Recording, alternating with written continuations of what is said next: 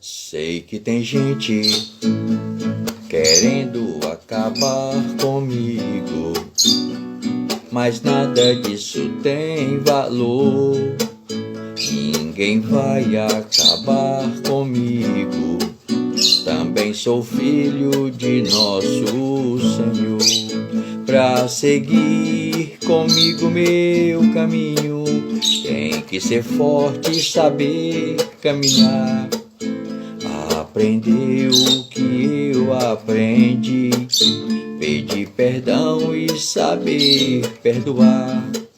Ter fé em Deus e não temer a nada, assim podemos seguir a mesma estrada. Mas querem acabar comigo, mas nada disso tem valor. Uai, seu app de vídeos curtos.